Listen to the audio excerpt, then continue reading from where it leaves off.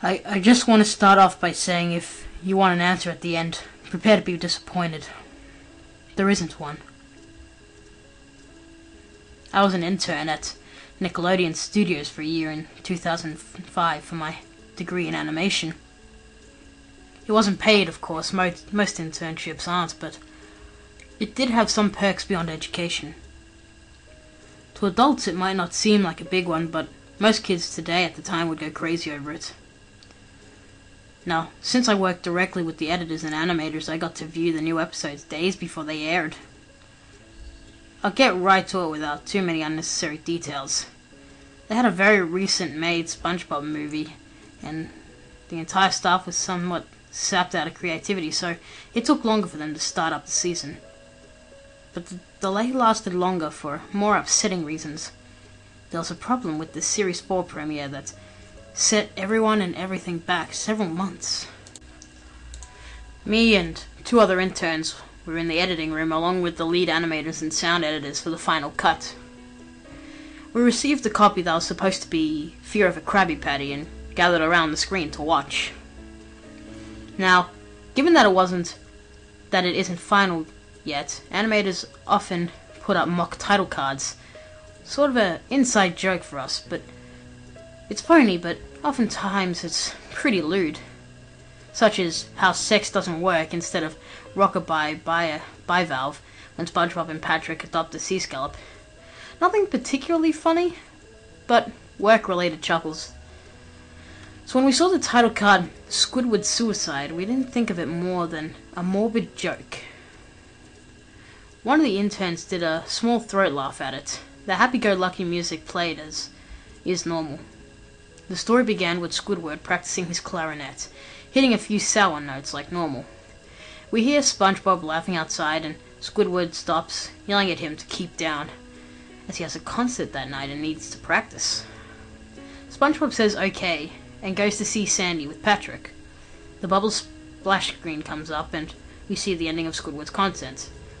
This is where things begin to seem off. While playing, a few frames repeated themselves, but the sound doesn't. At this point, the sound is synced up with animation, so it's not common. But when he stops playing, the sound finishes as if the skip never happened. There's a slight murmuring in the crowd before they begin to boo him. Not normal cartoon booing that is common in the show, but you clearly hear the malice in it. Squidward's in full frame and looks visibly afraid. The shot goes to the crowd with SpongeBob in center frame, and he too is booing. It's very much unlike him. It isn't the oddest thing though. What is odd is that everyone had really realistic eyes, very detailed, clearly not shots of the real people's eyes, but something a bit more real than CGI. The pupils were red. Some of us looked at each other, obviously confused, but since we weren't the writers, we didn't question its appeal to children yet. The shot goes to Squidward sitting on the edge of his bed looking very forlorn. The view out of his porthole window is of a night sky, so this isn't very long after the concert. The unsettling part is at this point, there's no sound. Literally, no sound. Not even the feedback from the speakers in the room. It's as if the speakers are turned off. But their status shows them working perfectly. He just sat there, blinking, in his silence, for about 30 seconds. Then he started to softly sob. He put his tentacles over his eyes and cried quietly for a full minute more. All the while, a soft sound in the background is very slowly growing from nothing to barely audible. It sounded like a slight breeze through the forest. The screen slowly begins to zoom in on his face. By slow, I mean it's only noticeable if you took a shot at 10 seconds apart, side by side. His sobbing gets louder, more full of hurt and anger. The screen then twitches a bit as if it twists on itself, and for a split second, then it's back to normal. The wind through the trees sound slowly louder and more severe, as if somewhere a storm is brewing. The eerie part of the sound, and Squidward sobbing, it all sounded real, as if the sound wasn't coming from the speakers at all, but if the speakers were holes and the sound was coming right through from the other side. As good as the sound as the studios likes to have, they don't purchase the equipment to produce that good of a sound quality. Below the sound of wind and sobbing, very faint, something sounded like laughing. It came at odd intervals and never lasted more than a second, so you had a hard time pinning it. We watched this show twice, so pardon me if I sound too specific, but I've had a lot of time to think about them. After 30 seconds of this, the screen blurred and twitched violently, and something flashed over the screen, as if a single frame was replaced. The lead animator paused and rewound frame by frame, and what we saw was horrible. It was a still photo of a dead child. He couldn't have been more than 6. The face was mangled and bloodied, one eye dangling over his upturned face, popped. He was naked down to his underwear, his stomach crudely cut open and his entrails lying beside him. He was lying on some pavement. That was probably a road. The most upsetting part was that there was a shadow of the photographer. There was no crime tape, no evidence tags or markers, and the angle was completely off for a shot designed to be evidence. It would seem the photographer was the person responsible for this child's death. We were, of course, mortified, but we pressed on, hoping that this was still some sort of a sick joke. The screen flipped back to Squidward, still sobbing, louder than before, in half a body and frame. There was now what appeared to be blood running down his face from his eyes. The blood was also done in a very realistic style, looking as if you touched them, you would get blood on your fingers. The wind sounded now as if it was that of a gale blowing through the forest. There was even snapping sounds of branches. The laughing, a deep baritone, lasting at longer intervals and coming more frequently. After about 20 seconds, the screen again twisted and showed a single frame photo. The editor was reluctant to go back. We all were, but he knew he had to. This time the photo was that of what appeared to be a little girl, no older than the first child. She was laying on her stomach, her barrettes in a pool of blood next to her. Her left eye was popped, and she was also naked except for her underpants. Her entrails were piled on top of her, above another crude cut along her back. Again, the body was on the street, and the photographer's shadow was visible, very similar in size and shape to the first. I had to choke back vomit, and one intern, the only female in the room, ran out. The show resumed.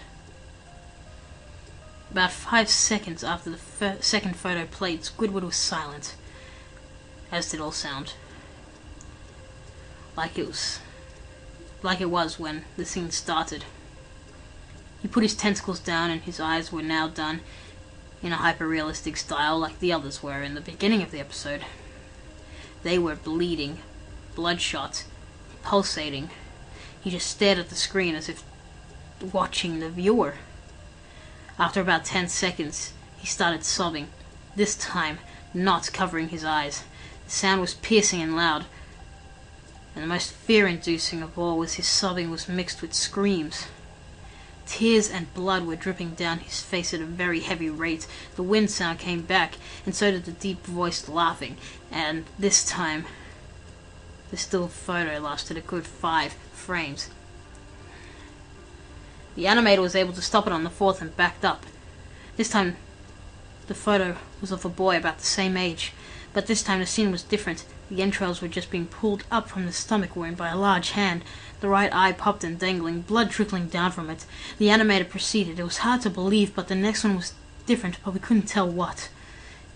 He went on to the next. Same thing. He went back to the first and played them quicker, and I lost it. I vomited on the floor.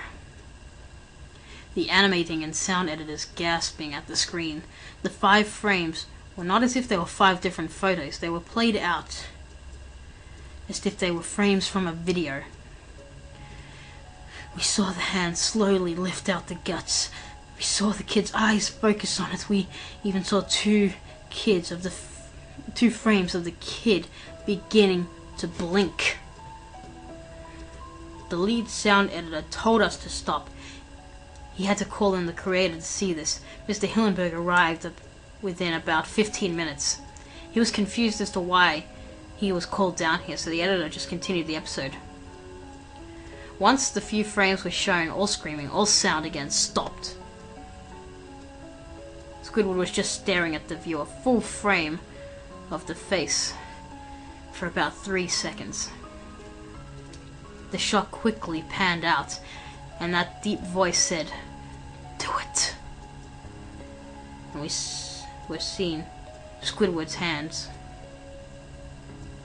He held a shotgun. He immediately puts the gun in his mouth and pulls the trigger. And that same realistic blood and brain matter splatters the wall behind him and his bed, and he flies back with the force. The last 5 seconds of the episode show his body on the bed, on his side, one eye dangling what's left of his head above the floor, staring blankly at it. And then the episode airs, and Mr. Hillenberg is obviously angry at this. He demanded to know what the heck was going on. Most people left the room at this point, so it's just a handful of us to watch it again. Viewing this episode twice only served to imprint the entirety of it in my mind and cause horrible nightmares. I'm sorry I stayed.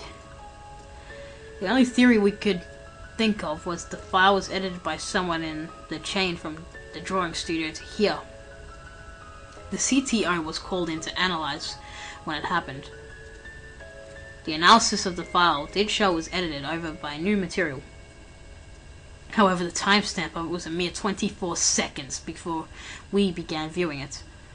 All equipment involved was examined for foreign software and hardware as well as glitches, as if the timestamp may have glitched and showed the wrong time, but everything checked out fine.